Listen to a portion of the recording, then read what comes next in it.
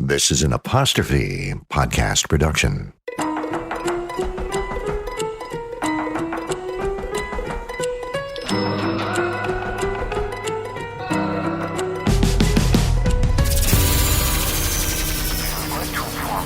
Your application does not fit with the requirements at the present time.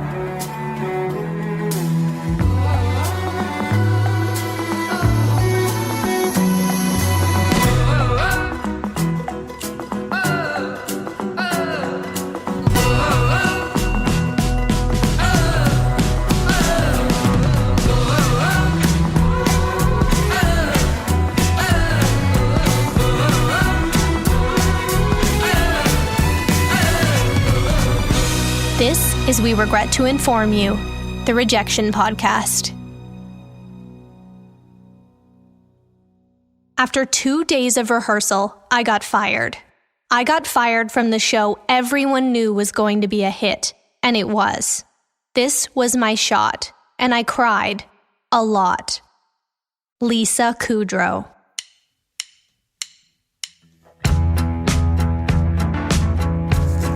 On October 5th, 1996, Lisa Kudrow stepped onto the hallowed stage at Saturday Night Live to deliver her opening monologue. Friends was in its third season, bringing in nearly 30 million viewers a week, and Kudrow was asked to host. But this wasn't Kudrow's first brush with SNL. Only 6 years earlier, she auditioned to be a cast member. But when Lorne Michaels flew out to LA to watch her audition, it didn't go well.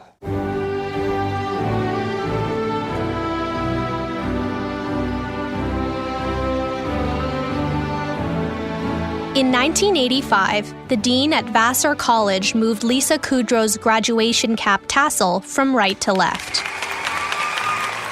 She crossed the commencement stage with confidence. Unlike most of her fellow graduates, she had a job lined up after college. Kudrow had a bachelor's degree in biology, one she would use to join the family business, curing headaches.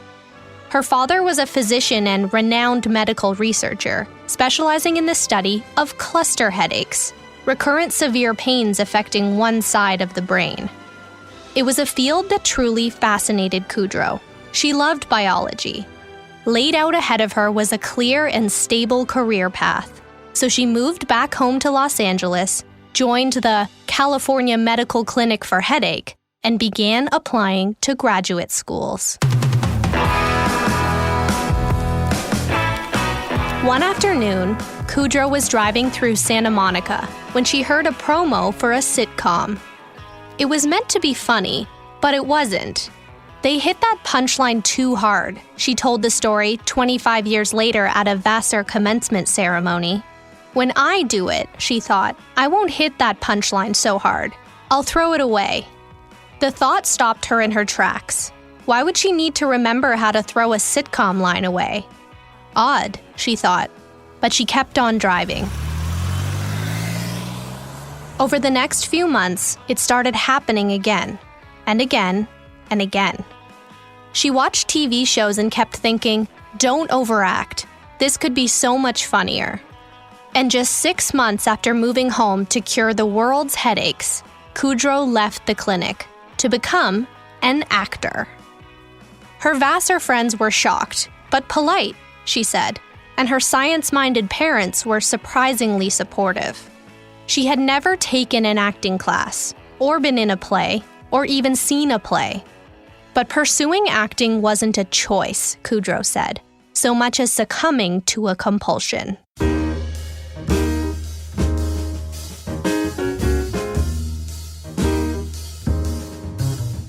Kudrow landed her very first audition. It was a small part in a play called Ladies' Room. She was over the moon. Her character's name was Michelle. Throughout the play, she and another character named Romy would pop in and out, offering silly Valley Girl commentary. Romy and Michelle were based on the 20-something clubgoers you'd find on Sunset Boulevard on a Saturday night. They were huge crowd pleasers. And after the play ran its course, Romy and Michelle were optioned as a spin-off television show. Kudrow was thrilled. She couldn't believe how easy it was to become a successful actor. So they shot the pilot. But in her own words, it was not great. It didn't get picked up. It would be the first of many times Kudrow would sit down and think, maybe acting isn't meant to be.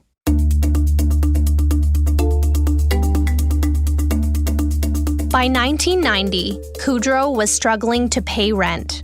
She'd done a smattering of TV one-offs, including single episodes of Newhart and Cheers, but had yet to land a recurring role. Sporadic work meant sporadic bill payments, and Kudrow was getting nervous. Casting directors told her she was horrible, and agents said she wasn't gorgeous enough for television.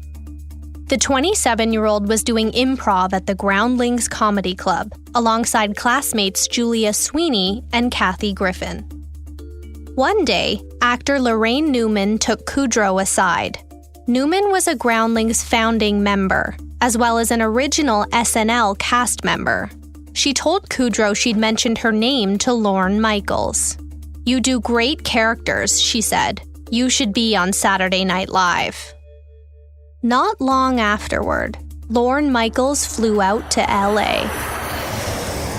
He was looking to fill the only remaining spot for the 1991 SNL season. So he came to the Groundlings one night to watch the troupe perform. The Groundlings had a rich history of feeding directly into the SNL talent pool, including Phil Hartman and John Lovitz just a few years prior. SNL was the mecca, but as the performance approached, Kudrow's nerves started to set in. "My skits weren't big crowd pleasers," she said later in an interview with the Television Academy Foundation. "They weren't broad enough for SNL. Not to mention her Groundlings director at the time wasn't a fan of her comedy. I still don't know how you were voted in," he would say. But she walked on stage and performed her signature characters, A-list celebrities acting altruistic on talk shows, and a funny biology professor. She felt in her bones that it didn't go well. Julia Sweeney got the part, and Kudrow was crushed. Another sign that she wasn't cut out for the business. And that feeling, she said, would last a long time. Julia Sweeney would stay on SNL for 4 years. Meanwhile, Kudrow was running out of money.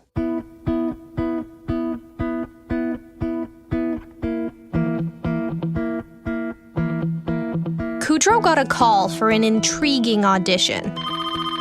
It was for the pilot of a new show called Frasier. Frasier was a spin-off of Cheers, following fan-favorite recurring character, psychologist Dr. Frasier Crane, as he moves back to his hometown of Seattle, moves in with his father, and starts a therapy radio show. Kudrow was up for the co-starring role of Roz Doyle, Frasier's tough radio show producer. The script was hilarious. The star was Kelsey Grammer, and Jim Burrows, who directed Cheers and Taxi, was at the wheel. Unlike most spin-offs, it had a recipe for longevity, and everyone knew it. Dozens of actors auditioned for Roz, including frontrunner Perry Gilpin. But Kudrow's sense of humor won over the producers, and she landed the part. "This is it," she said. "I'm set. I'm done. No more guest appearances where you're not really part of the show because you're just there for a week. I'm done worrying. I get to do what I love on the best new show ever." She was finally a regular. This is why I didn't get SNL, she thought. It was fate. In pop culture magazine Vulture, Frasier creator and executive producer Peter Casey said this about her audition. "Lisa didn't exactly fit the mold of what we were looking for, but she was really funny. She made lines that weren't even intended as jokes hilarious." As it was a brand new show, rehearsals went something like this. The cast would do a table read. Next, the writers would watch a run-through on stage. Then, the writers would go back and rewrite anything that needed tweaking. But by day 2 of rehearsals, It was becoming clear that most of the tweaks were being made to Kudrow's scenes.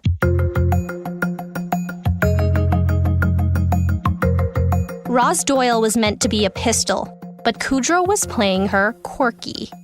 Frasier and Roz were supposed to be at odds, sarcastic.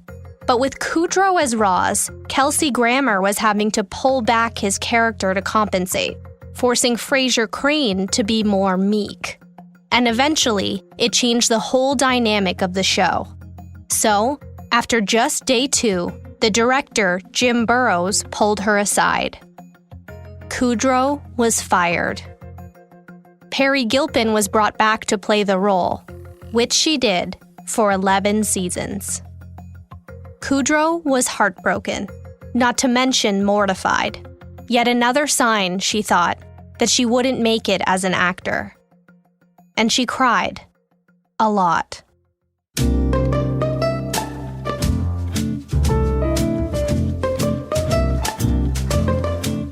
Shortly afterward, Kudrow got a call from her friend, actor Richard Kind. He said, tongue firmly in cheek, "I heard what happened. I don't know how you get up in the morning. How do you even get out of bed, get dressed, walk out the door, and show your face?" Kudrow couldn't help but laugh, because she was getting up in the morning. She was almost entirely broke, but she tried to keep the moments of crippling self-doubt just that, moments. So instead of staying in bed, she went out to a party. It was a friend's birthday party. She figured after the month she'd had, there was nothing left to lose. So she went out of her comfort zone and flirted with a guy she met there named Michelle. She and Michelle started dating. Hold that thought. We'll be right back.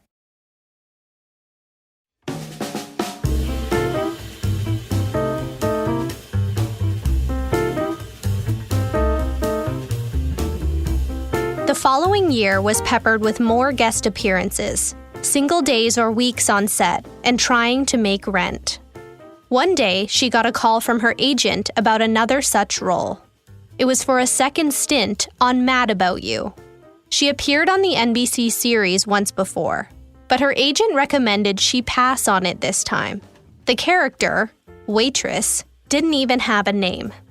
"It's only a couple of lines," he said. "You'd have to be there in an hour, and you won't even be able to see the script until you get there."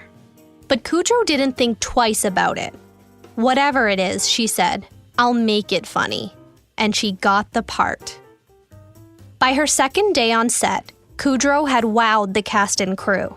She made the few lines she was given hilarious. So the director asked if she could return for 5 more episodes.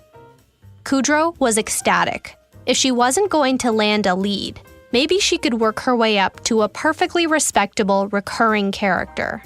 She had considered becoming a waitress in real life to subsidize her acting career. Now she was playing one on TV. And her nameless character was given a name. Ursula Buffay.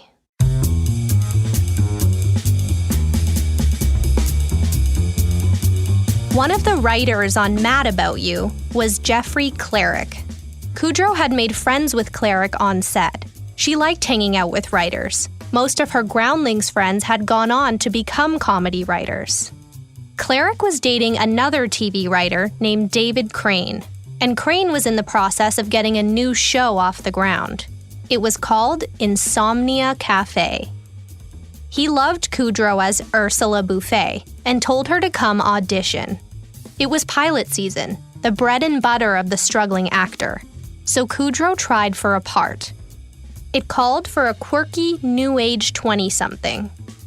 The competition was fierce. Once again, Kudrow found herself up against fellow Groundlings alum Kathy Griffin. Also up for the part was a very green Jane Lynch. But the competition wasn't the biggest problem. As it turns out, Insomnia Cafe's director was none other than Jim Burrows. Remember him? He was the one who fired Kudrow from Frasier. "Oh great," she said. "He hates me." But she decided to swallow her fear and audition anyway. She stood in front of Burrows and performed a monologue, which, Kudrow says, is the most difficult type of audition because there's no one to engage with or react to.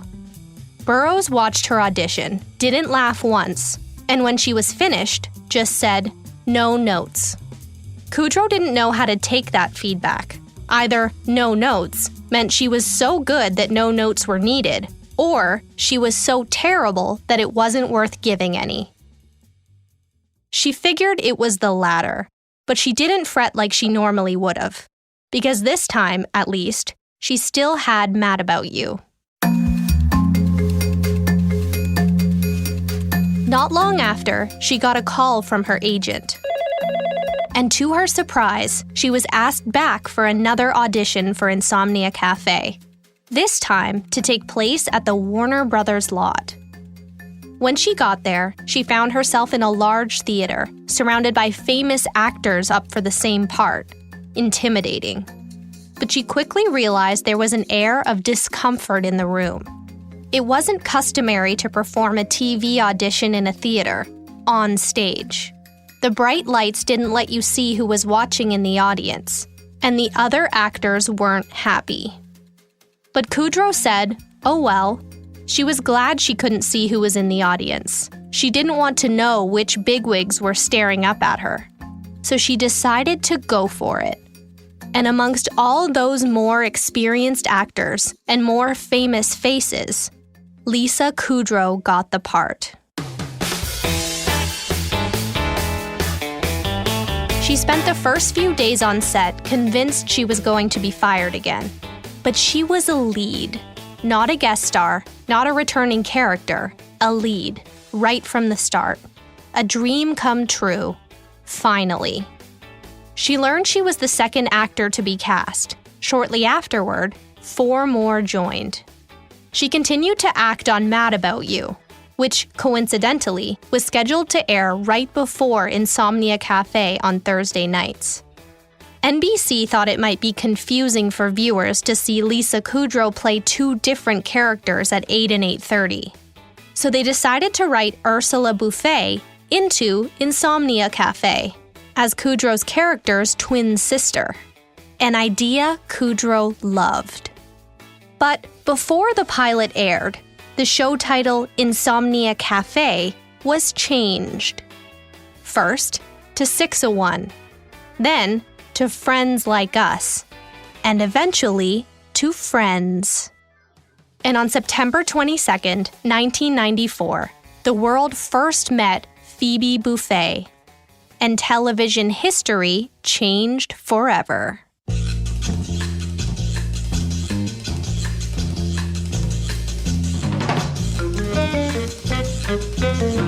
So what can we learn from Lisa?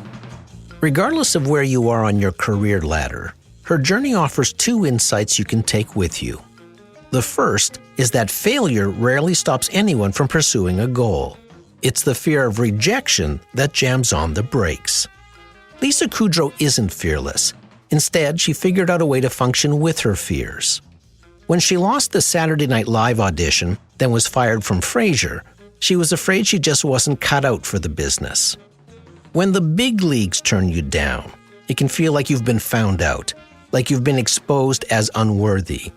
Yet, Lorne Michaels recently said Kudrow had given a brilliant audition, but he just felt the dynamic wouldn't have been right in the Jan Hooks, Nora Dunn era of SNL. But Lisa Kudrow wasn't untalented or unfunny. She just wasn't right for those particular roles. Someone once said FEAR is an acronym for false evidence appearing real. Kudrow is talented and funny. Even though she saw these rejections as the universe screaming at her to abandon her dream, it wasn't a rejection of her talent. The second insight is the value of tiny decisions. Because of one seemingly insignificant role, she ended up becoming, along with Jennifer Aniston and Courtney Cox, the highest-paid TV actress in history. That door opened when she accepted a one-off role as a waitress, a character that didn't even have a name. An incredible come-down from the rarefied air of SNL and Frasier, a role she took against the advice of her agent. She submerged her ego. That decision would lead to an important audition. Kudos to Kudrow for overriding her fear of auditioning in front of the director who had fired her. And hats off to Jim Burrows. He knew she was wrong for Frasier, but knew she was absolutely right for Friends. When you analyze Lisa Kudrow's journey, it wasn't the big auditions that kicked open the door to her dream. It was the smallest choice that led to the role of a lifetime. Don't underestimate the power of small decisions. Everything you want is on the other side of fear. Never, ever give up.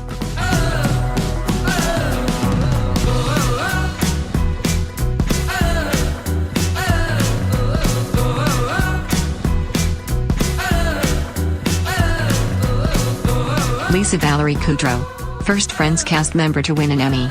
Most Emmy nominations, Friends cast. Emmy nominations total, 14. Romy and Michelle's high school reunion, cult classic film. Married to Michelle, 25 years.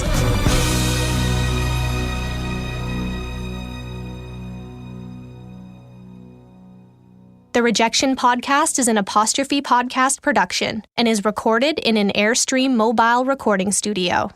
This series is hosted and written by me, Sydney O'Reilly. Engineer, Keith Oman. Producer, Debbie O'Reilly. Theme music by Ian Lefevre and Ari Posner. We regret to inform you that this series is directed by Callie O'Reilly. Major sources for this episode are listed in the show notes on our website, apostrophepodcasts.ca/rejection. Follow us on Instagram and Twitter @apostrophepod. Coming up this season, we reject Ed Sheeran, the movie Pretty Woman, and Jay-Z. This series is executive produced by Terry O'Reilly. See you next time.